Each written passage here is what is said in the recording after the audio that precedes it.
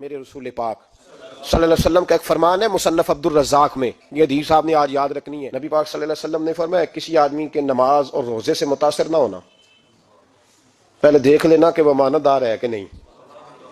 کسی کے نماز روزے سے متاثر نہیں ہونا، پہلے دیکھ لینا کہ دیانت دار ہے کہ دیکھنا لوگوں کی جیبوں پہ کتنی نظریں ڈالتا ہے۔ فرمایا بہت سارے نماز روزے والے دھوکے بازی کرتے ہیں، دیانتی نہ کریں، اپنے عہدے کا پاس رکھیں، اپنے منصب کا خیال رکھیں۔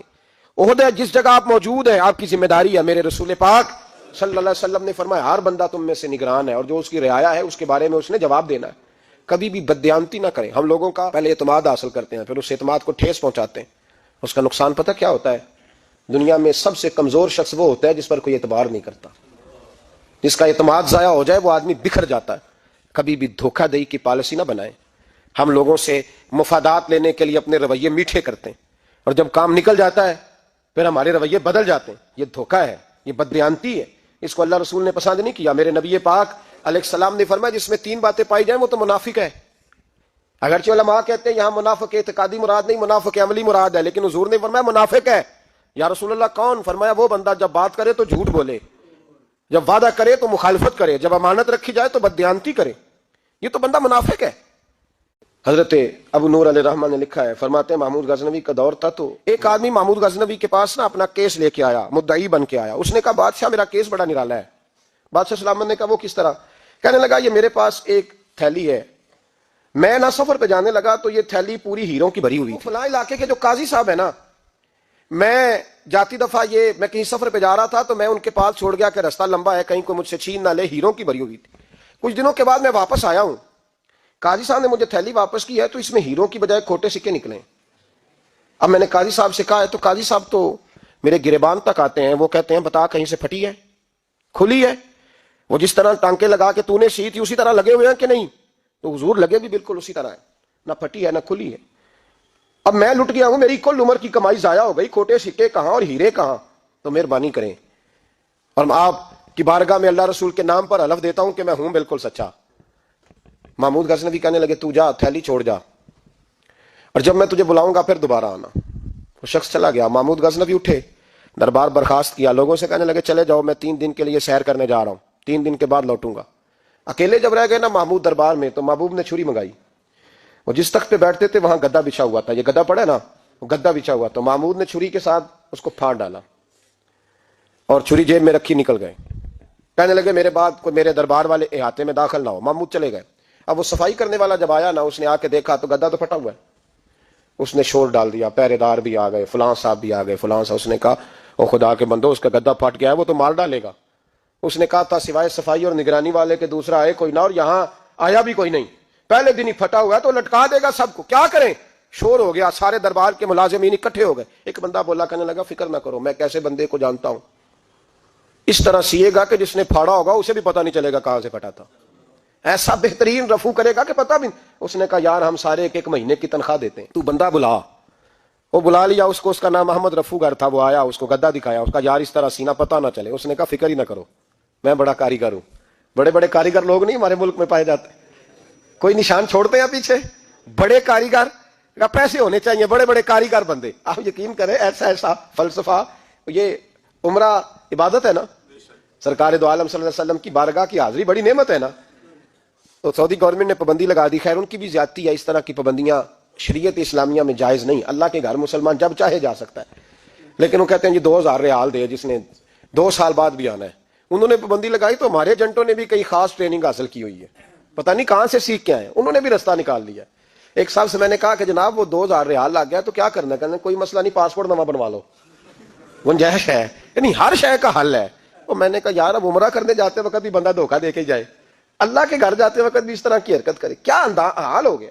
ہر چیز کا لوگوں نے حل نکال لیا، ہر چیز کا لوگوں نے سٹائل بنا لی، ایسا نہ کریں، یہ درست نہیں۔ احمد رفوگر کہنے لگا اس طرح سیوں گا کہ پھاڑنے والے کو بھی پتہ نہیں۔ ان کا پیسے لے یار تو سی دے۔ اس نے سی دی، اگلے شام ہی لا کے بچھا دیا گدا۔ تیسرے دن بادشاہ سلامت آئے، آ کے پہلی نظر گدے پہ ڈالی، اس نے بلایا سب ملازمین کو، کہا کس نے سیا ہے؟ کہا جناب کیا ہوا؟ کہا یہ پھٹا ہوا تھا۔ کس نے؟ کہا نہیں پھٹا ہی نہیں۔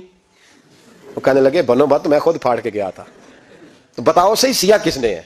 کہا جناب آپ پھاڑ کے گئے تھے تو بتایا کیوں نہیں؟ فرمانے لگے اسی لیے تو بتایا نہیں تھا کہ تم خود تحقیق کر لو، بلاؤ بتاؤ سیا کس نے۔ تو بلا لیا، احمد رفوگر آ گیا، اس کو جب بلا کے سامنے بادشاہ کھڑا کیا، کہا بھائی تو نے سیا ہے؟ کہنے لگا حضور آپ کے سارے ملازم اکٹھے ہو کے آئے تھے، میری غلطی کوئی نہیں۔ کہا نہیں یار تو بڑا کاریگر ہے، میں نے اپنے ہاتھ سے پھاڑا تھا پر مجھے بھی نہیں پتا چل رہا کہاں سے پھٹا تھا۔ اچھا یہ بتا یہ تھیلی جو ہے یہ بھی تو نے سی تھی؟ اس نے کہا جی آپ کے خادم کا ہی کارنامہ ہے، وہ فلانے علاقے کے قاضی صاحب آئے تھے، اس میں سے ہیرے نکال کے تو کھوٹے سکے بھرے تھے، تو مجھے بھی تھوڑا سا حصہ ملا تھا۔ محمود نے سارے گواہ بھی اکٹھے کر لیے، ثبوت بھی اکٹھے کر لیے۔ پھر قاضی کو بلایا، پہلے سارے ثبوت اور گواہ کیس حل کر لیا۔ پھر ہمارے ہاں یہ حال ہوتا ہے کہ مدعی 2-3 ہفتے کے بعد خود ہی ہاتھ باندھ جاتا ہے، کہنا تسی میری جان چھڈو، مجرم پھڑو پاوے نہ پڑھو۔ وہ کہتا ہے مجھے معافی دو، میں رہا۔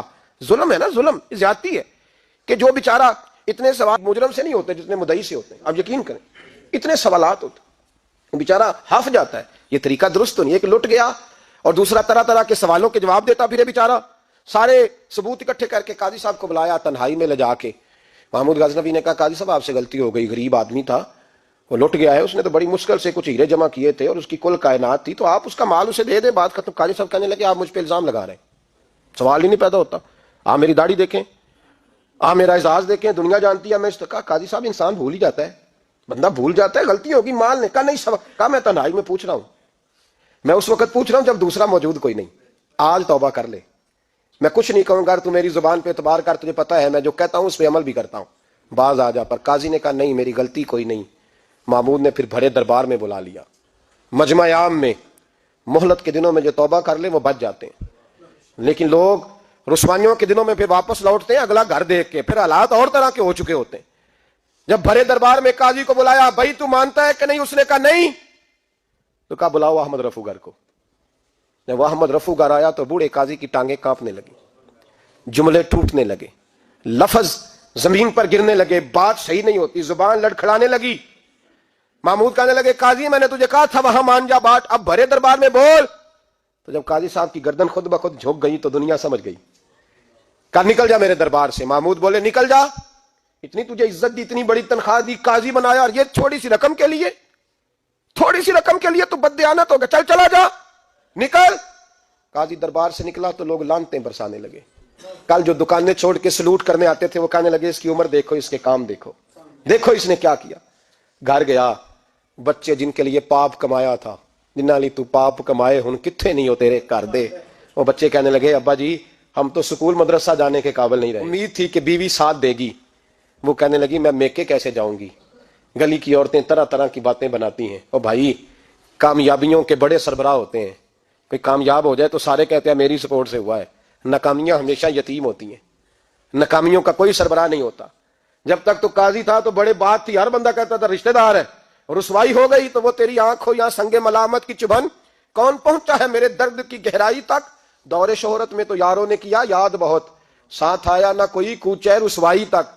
اور میاں صاحب کہنے لگے ساری عمر ہی آٹا گد ہے، میں لکھاں کیتے نہیں پیڑے، اب وقت آیا ہی تے محمد بخشا کوئی نہیں ہوں بیٹھا نیڑے، حالات ہی بدل گئے۔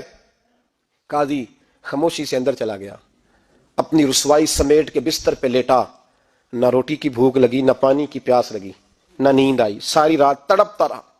سویرے گھر والوں نے دروازہ کھولا تو روح پرواز کر گئی تھی، دنیا چھوڑ گیا۔ حضرت ابو نور علیہ رحمہ بولے، فرمانے لگے یاد رکھو کبھی بددیانتی نہ کرنا، کبھی، یہ تو محمود غزنوی کی عدالت تھی، قیامت میں رب کریم کی عدالت لگے گی۔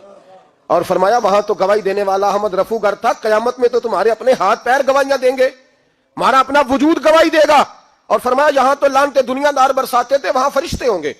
اور قاضی کو تو موت آ گئی تھی، قیامت میں تو دوبارہ موت بھی کوئی نہیں آئے گی، وہاں تو رہنا ہے اور سہنا ہے۔ بددیانتی معاشرے میں، اتنی بددیانتی ہر جگہ، اس معاشرے کا بھی کچھ بنے گا جہاں دوائی بھی خالص نہ ملے، جہاں دوائی میں بھی بددیانتی ہو۔ لوگ اپنے بچے کو آکسفورڈ یونیورسٹی میں پڑھانے کے لیے غریبوں کے بچوں کے رگوں میں جو دوائی اتارے وہ بھی 2 نمبر۔ اتنا بڑا بھی کوئی بددیانت معاشرہ ہوتا ہے کہ لوگ یہاں تک دھندا کریں، یہاں تک کہ لوگ لوگوں کی زندگیوں سے کھیل جائیں اور ہمیں احساس تک نہ ہو کہ کوئی مر جائے گا، کوئی ڈوب جائے گا، کیا بنے گا۔ اور جس نے وہ رجسٹر کی دوائی کی، اس نے 2-4 لاکھ روپیہ لیا اور اس نے یہ نہیں سوچا کتنے انسان میری وجہ سے مریں گے۔ قتل صرف یہ تو نہیں ہوتا گولی مار کے مار دینا، لوگوں کی زندگیوں سے لوگ کھیل جاتے ہیں، لوگ تباہی کر جاتے ہیں، لیکن بددیانتی سے باز نہیں آتے۔ میرے رسول پاک علیہ السلام کے غلاموں، نبی پاک صلی اللہ علیہ وسلم نے ذرا سی بددیانتی، اور صحابہ کا یہ مزاج تھا، اتنی سی بھی کبھی ان سے غلطی ہوتی تو تڑپ جاتے۔